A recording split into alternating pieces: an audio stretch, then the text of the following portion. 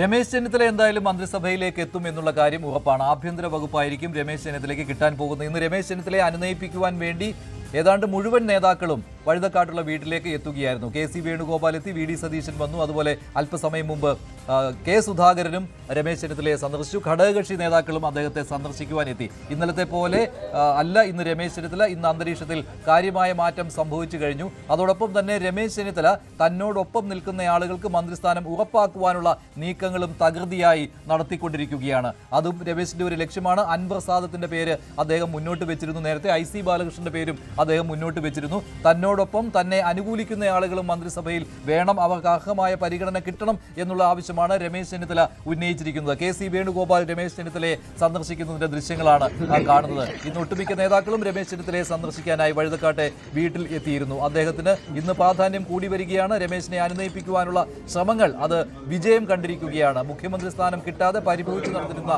രമേശ് ചെന്നിത്തലയെ അല്ല കണ്ടത്. പാർട്ടിയിൽ കൂടുതൽ സമ്മർദ്ദ ശക്തിയായി തുടരുവാനുള്ള ശ്രമമാണ് രമേശ് ചെന്നിത്തല നടത്തിക്കൊണ്ടിരിക്കുന്നത്. അതിനാൽ തന്നെയാണ് അദ്ദേഹത്തോട് കൂടെയുള്ളവരെ മന്ത്രിസഭയിൽ എത്തിക്കുവാനുള്ള ശ്രമങ്ങൾ അദ്ദേഹം ഇന്ന് നടത്തിക്കൊണ്ടിരുന്നത്. ഇതാണ് ഇന്ന് പകൽ മുഴുവൻ കാണാൻ കഴിഞ്ഞത്. രമേശ് ചെന്നിത്തലയെ കെ സി വേണുഗോപാൽ സന്ദർശിക്കുന്നതിന്റെ ദൃശ്യങ്ങൾ.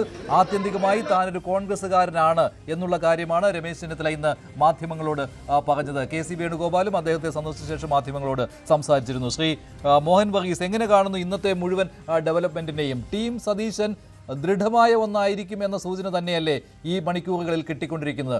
തർക്കങ്ങൾ വലിയ കാര്യമായിട്ടില്ല, ഇല്ല എന്ന് തന്നെ പറയാം. ഉള്ളത് കോൺഗ്രസിലെ മന്ത്രിമാരെ നിശ്ചയിക്കുന്നതിനുള്ള ഈ പറയുന്ന ഈ ഗ്രൂപ്പ് സമവാക്യങ്ങൾ ശരിയാക്കുവാനുള്ള ശ്രമങ്ങൾ മാത്രമാണ്.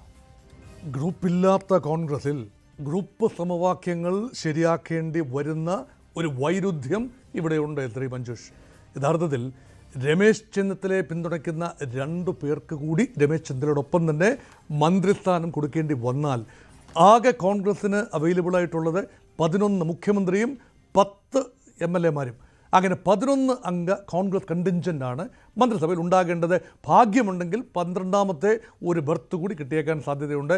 മുസ്ലിം ലീഗ് 5ാം മന്ത്രിസ്ഥാനത്തിന് പിടിമുറുക്കിയില്ല എങ്കിൽ 12 കിട്ടും. മുഖ്യമന്ത്രി ഉൾപ്പെടെയല്ലേ താങ്കൾ പറഞ്ഞത്? അല്ലേ, മുഖ്യമന്ത്രി ഉൾപ്പെടെ 12 കിട്ടും. 5 ലീഗിന് പോയാലും അവിടെ മറ്റൊരു ഇക്വേഷൻ കൂടി വരണം. ഈ പറയുന്ന മാണി സി കാപ്പനും അനൂപ് ജേക്കബും മന്ത്രിസ്ഥാനം പങ്കിടാൻ തയ്യാറാകണം. 2-2 എന്ന്. ഘടകകക്ഷികൾ മന്ത്രിസ്ഥാനം പങ്കിടുന്ന രീതി മുൻപ് UDF ഇല്ലായിരുന്നു. അങ്ങനെ പുതിയ രീതി വന്നാൽ യഥാർത്ഥത്തിൽ കോൺഗ്രസിന് 1-2 സ്ഥാനങ്ങൾ കൂടുതലായി ലഭിക്കാനും സാധ്യതയുണ്ട്. റൊട്ടേഷൻ വ്യവസ്ഥയാണ് പാലിക്കുന്നതെങ്കിൽ. പക്ഷേ റൊട്ടേഷൻ വ്യവസ്ഥ എന്ന് പറയുമ്പോൾ ഇവരെ 2 മാത്രമല്ലേ റൊട്ടേഷൻ ഉൾപ്പെടുത്താൻ കഴിയുകയുള്ളൂ. എന്തായാലും PJ ജോസഫിനെ ഉൾപ്പെടുത്താൻ കഴിയില്ല, RSPയെ ഉൾപ്പെടുത്താൻ കഴിയുകയില്ല, അതുപോലെ തന്നെ CMBയെ ഉൾപ്പെടുത്താൻ കഴിയുകയില്ല. പറഞ്ഞു വരുമ്പോൾ 1.5 മന്ത്രിക്കുള്ള അവകാശമുണ്ട്. കേരള കോൺഗ്രസ് 1.25 മന്ത്രി എന്ന് വേണമെങ്കിൽ പറയാം. അതായത് 5 MLA-മാർക്ക് ഒരു മന്ത്രി ശരാശരി പറഞ്ഞാൽ കോൺഗ്രസിൻ്റെ 62 MLA-മാർക്ക് യഥാർത്ഥത്തിൽ 11-ൽ കൂടുതൽ മന്ത്രിമാർ അവകാശപ്പെട്ടതാണ്. 12-5-60 അല്ലെ, 12 × 5 60. അപ്പം 12 പേർ ഉണ്ടാവേണ്ടതാണ്. അങ്ങനെയാണെങ്കിൽ മുസ്ലിം ലീഗിന് 4 പേർ അധികം ഒരാൾ, 22ആണല്ലോ മുസ്ലിം ലീഗിലെ അംഗസംഖ്യ. അതവിടെ മുസ്ലിം ലീഗിന് 5 പേരെ കൊടുക്കുകയാണെങ്കിൽ ഞങ്ങൾക്ക് 2 പേരെ വേണമെന്നുള്ളതാണല്ലോ സ്വാഭാവികമായിട്ടും ജോസഫ് വിഭാഗത്തിന്റെ സമ്മർദ്ദ തന്ത്രം എന്ന് പറയുന്നത്. ഉറപ്പായി അങ്ങനെ തന്നെ. ഞങ്ങൾ 8-7 പേരെ ജയിച്ച് സ്ട്രൈക്ക് റേറ്റ് കൂടുതലാണ് ജോസഫ് വിഭാഗത്തിൽ. സ്ട്രൈക്ക് റേറ്റ് ഉള്ളത് മുസ്ലിം ലീഗിനോടൊപ്പം തന്നെ സ്ട്രൈക്ക് റേറ്റ് ഉള്ളത് അതിനേക്കാൾ മെച്ചപ്പെട്ടത് 8-7 എന്ന ജോസഫിന് തന്നെയാണ്. അത് വലിയൊരു സ്ട്രൈക്ക് റേറ്റ് ആണ്. RSP പോലും പറയുന്നത് 5-4 5 സീറ്റിൽ മത്സരിച്ച് 3 സീറ്റിൽ RSP ടിക്കറ്റിൽ ജയിക്കുന്നു. 1 സീറ്റിൽ കുഞ്ഞികൃഷ്ണൻ RSPയുടെ ഒരു നോമിനിയായിട്ട് തന്നെ വന്നതാണ്. അവിടെ അങ്ങനെ പയ്യന്നൂരും ആ കോട്ടയിൽ തന്നെയാണ് RSP പെടുത്തിയിരിക്കുന്നത്. അതുകൊണ്ട് RSPക്ക് പൂർണ്ണ സമയം ഷിബു ബേബി ജോൺ പൂർണ്ണ സമയം മന്ത്രിയായിരിക്കും എന്നതിൽ സംശയമില്ല. അവിടെ വരുമ്പോൾ യഥാർത്ഥത്തിൽ കോൺഗ്രസിനുള്ളിലാണ് ഇപ്പോൾ വലിയ തർക്കങ്ങൾ ഇനിയും അവശേഷിക്കുന്നു എങ്കിൽ പരിഹരിക്കേണ്ടത്. മുസ്ലിം ലീഗിൽ ഒരു തർക്കവും ഉണ്ടാകില്ല. 4 വേണോ 5 വേണോ, സ്പീക്കർ, ഡെപ്യൂട്ടി സ്പീക്കർ സ്ഥാനം അല്ലെങ്കിൽ ചീഫ് വിപ്പ് അങ്ങനെ എന്തെങ്കിലും ഉണ്ടാകുമോ അഡീഷണലായി, ഇത് മാത്രമാണ് അവിടെ തർക്കം. അത് മുസ്ലിം ലീഗ് പരിഹരിച്ചുകൊള്ളും. പക്ഷേ കോൺഗ്രസിൽ ഒരാൾ വിചാരിച്ചാൽ ടീം സതീശൻ സെറ്റായി വരുന്നതേ ഉള്ളൂ. Team Chennithala, team K C Venugopal, team Satheesan, ഈ 3 ടീമുകളും ചേർത്ത് മുഖ്യമന്ത്രിയുടെ നേതൃത്വത്തിൽ ഒരൊറ്റ ടീമായി ഗാൽവനൈസ് ചെയ്യപ്പെടണമെങ്കിൽ ഒരുപാട് പൊരുത്തപ്പെടലുകൾ, ഒരുപാട് സമവാക്യങ്ങൾ. യഥാർത്ഥത്തിൽ കോൺഗ്രസിൻ്റെ സമ്മർദ്ദം എന്താണ്? ജാതി മത പ്രാദേശിക ലിംഗസമത്വം ഉറപ്പുവരുത്തേണ്ട ചുമതല കേരള കോൺഗ്രസിനല്ല. എല്ലാ മന്ത്രിമാരും ക്രൈസ്തവ സമുദായത്തിൽ നിന്നാണ്. മുസ്ലിം ലീഗിന് എല്ലാ മന്ത്രിമാരും മുസ്ലിം സമുദായത്തിൽ നിന്നാണ്. RSPക്കുള്ള മന്ത്രി ക്രൈസ്തവ സമുദായത്തിൽ നിന്നാണ്, CMPയുടെ മന്ത്രി ക്രൈസ്തവ സമുദായത്തിൽ നിന്നാണ്. അപ്പോൾ പിന്നെ കോൺഗ്രസിൻ്റെ ചുമതലയാണ് സോഷ്യൽ കൊയലീഷൻ കെട്ടിപ്പടുക്കുക. ഈ 11-12 നിന്ന് വേണം മെനൂവർ ചെയ്ത് പ്രാദേശിക സമവാക്യങ്ങൾ, ജാതി സമവാക്യങ്ങൾ, ഈഴവ, നായർ, ദളിത് എല്ലാ വിഭാഗങ്ങൾക്കും പ്രാതിനിധ്യം ലഭിച്ചുകൊണ്ട് ഈ കോൺഗ്രസ് മന്ത്രിമാർ കൊടുക്കണമല്ലോ. കേരള കോൺഗ്രസിൻ്റെ ഒരു മന്ത്രി വരും, ഘടകകക്ഷികൾ 2 മന്ത്രിമാർ വരും.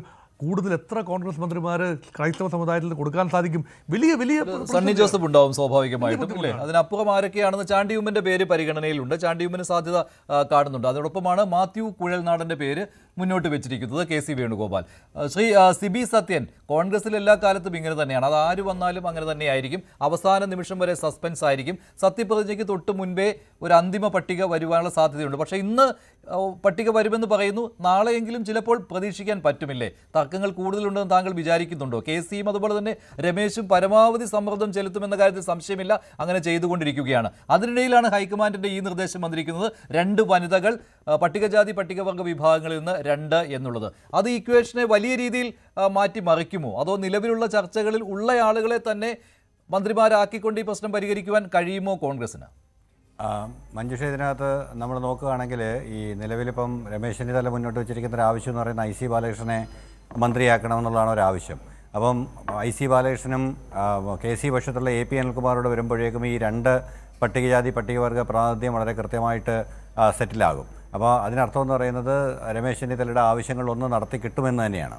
ഇനി രണ്ടാമത്തെ കേസ് നോക്കുകയാണെങ്കിൽ 2 വനിത, അതിനകത്ത് ഈ പറഞ്ഞതുപോലെ ബിന്ദു കൃഷ്ണയ്ക്ക് സാമുദായിക സമവാക്യങ്ങൾ അനുസരിച്ച് ഒരു സാധ്യതയുണ്ട്.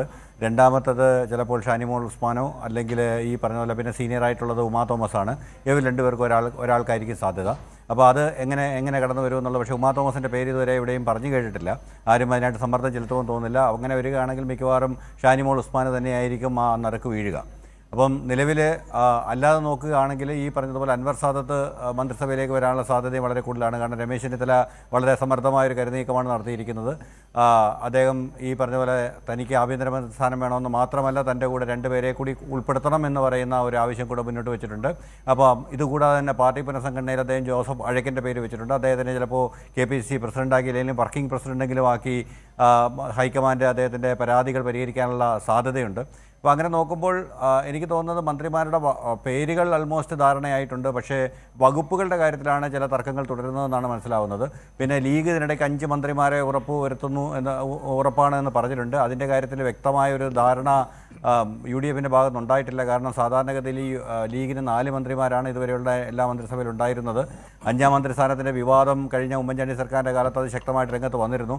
അതൊഴിച്ചു കഴിഞ്ഞാൽ ഈ പറഞ്ഞതുപോലെ ലീഗിന് 5 മന്ത്രിമാരെ കിട്ടുമോ ഇല്ലയോ എന്നുള്ളതും അതൊരു സസ്പെൻസ് തന്നെയാണ്. ഇപ്പോൾ VV അരുൺ ചേരുന്നുണ്ട്, KPCC ആസ്ഥാനമായി ഇന്ദിരാഭവനിൽ നിന്ന്. അരുൺ, ഏറ്റവും ഒടുവിൽ കിട്ടുന്ന വിവരം എന്താണ്? ഘടകകക്ഷികളുടെ കാര്യത്തിൽ അന്തിമമായ ഒരു തീരുമാനം ആയിട്ടുണ്ടോ? ലീഗ് നേതാക്കളുമായും ചർച്ച നടന്നിരുന്നുവല്ലോ അല്പം മുമ്പ്.